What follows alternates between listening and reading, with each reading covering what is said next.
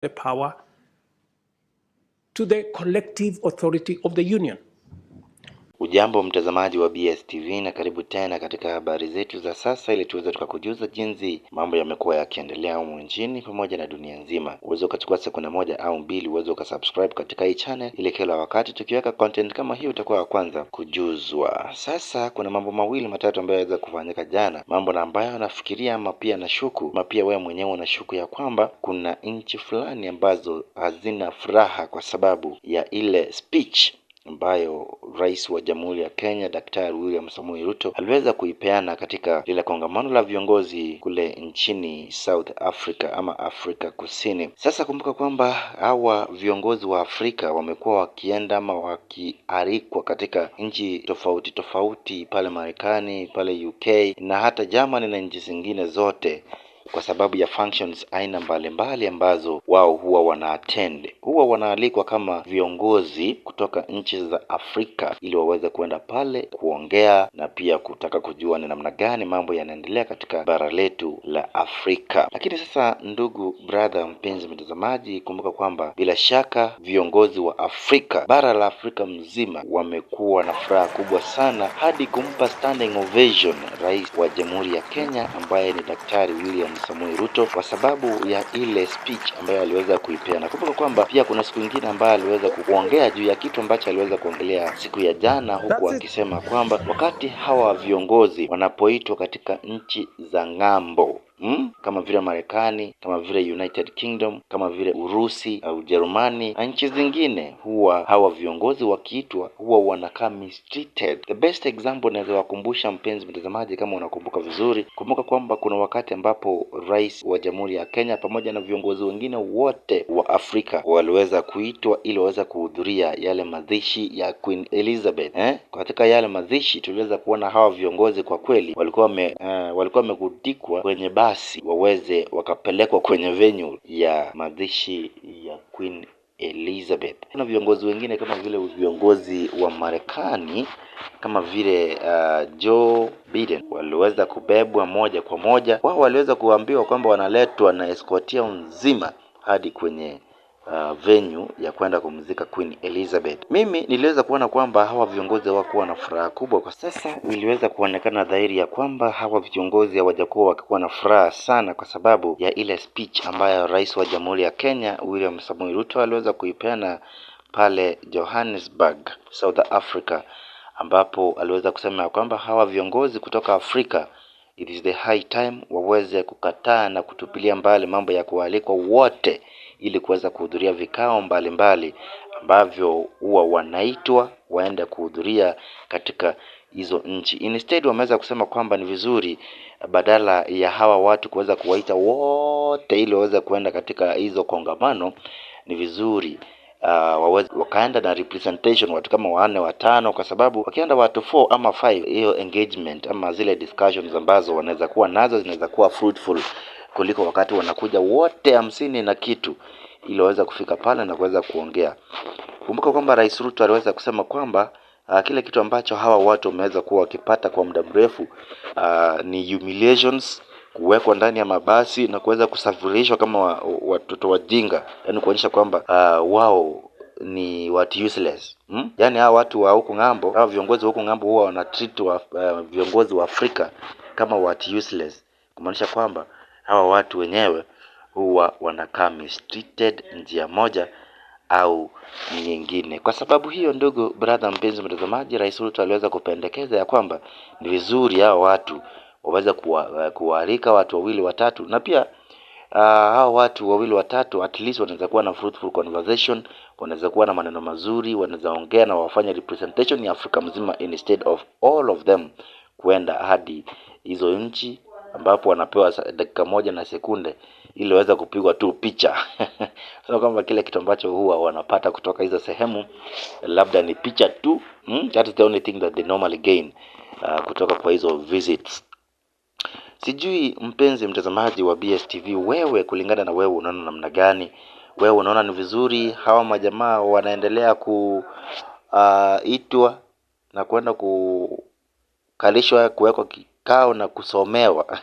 Nasikia kwamba tena kuna yale maneno ambayo Ruto aliweza kusema kwamba hawa watu huwa wakiitwa kwa ndoko ng'ambo, alafu wakatae kuenda, huwa wanaambiwa kwanza, if you fail to go kutakuwa na consequences. Sijui ni consequences gani ambazo hawa watu huwa wanawatishia ama wanapea blackmail nazo ili waweze wakaendelea kuhudhuria hiyo mikutano. Lakini bila shaka najua kulingana na ile speech ya President Ruto, najua sasa hivi nchi kama vile Marekani, marais mbalimbali kama vile Joe Biden na wale viongozi wengine kutoka kwa super powers humu duniani sasa hivi wamekasirika sana na rais wa Jamhuri ya Kenya, kwa sababu ameweza kuwafungua viongozi wa Afrika macho ili waweze wakajua kwamba pia wao ni equals kama wao, they are the head of states kama wao, na waache kuwanyanyasa kwa kuwabeba kila wakati na kuwapeleka katika hizo vikao vyao na kwenda kuwasomea kama watoto. Mpenzi mtazamaji wa BSTV, sijui wewe uko na fikra gani kuhusu hii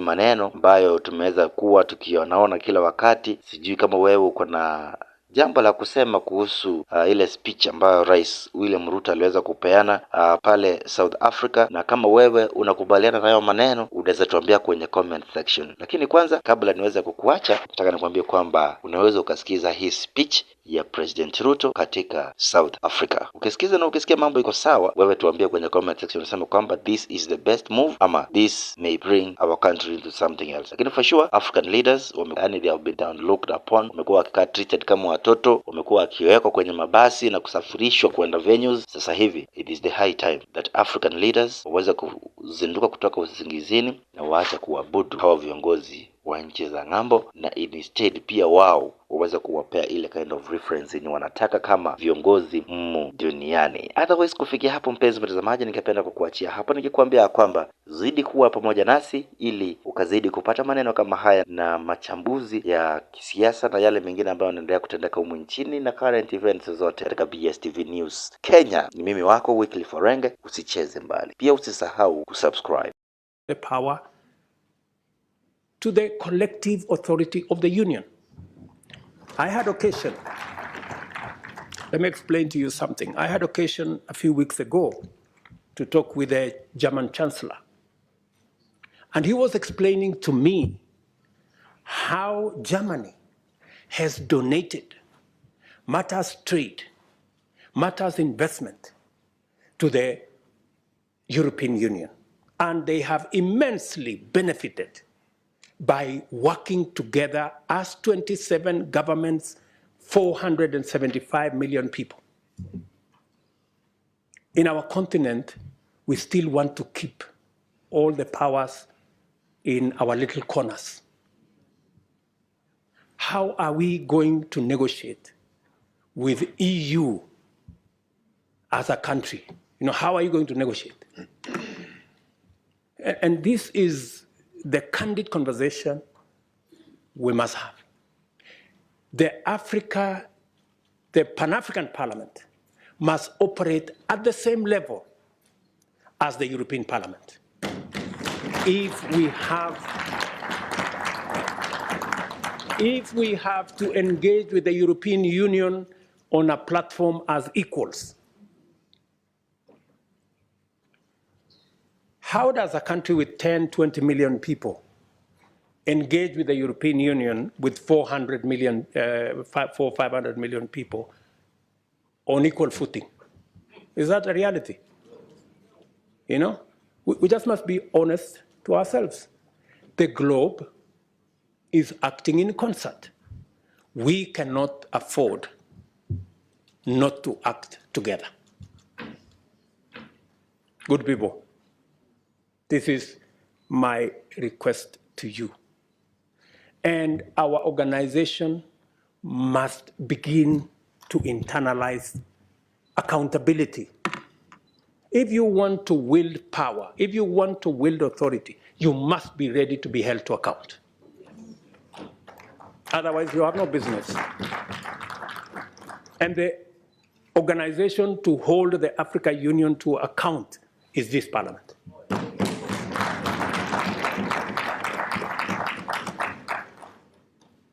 So what am I saying? For example, let me give you another example. We have been to US Africa We have been to some other engagement with other countries. Now we have been invited for Russia-Africa Summit. We have made a decision, very respectfully as heads of state in Africa, that any engagement with other partners must be an engagement of equals. And for it to be meaningful, if we are going to meet the president of a country, we have organized ourselves that the Troika is going to represent Africa. The chair, the current chair, the past chair, the chair that is coming, and the heads of our regional economic commissions, about 6, 7 people. But what happens continuously? When others want to engage with us, they don't want to deal with the Troika. They want to invite 50 heads of state. So we go to a meeting, just explain to me what kind of outcome you expect where 50 heads of state are sitting. Everybody is asked for speak to 1.5 minutes. You speak to for 1.5 minutes. What kind of engagement are you going to get? You're going to get nothing, right? The best that you get is photographs.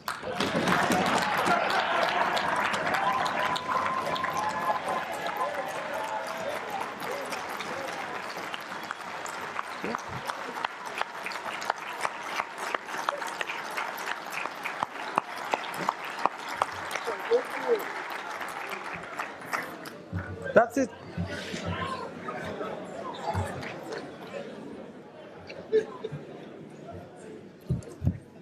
Precisely. You get these photographs, they normally line us up somewhere, crowd of 50 heads of state, and that's all we come home with, because there isn't time to engage any serious country that wants to engage with Africa, must respect first our architecture. If we have said we are going to be represented by the Troika, why are you inviting 50 people unless you want to sabotage the whole discussion?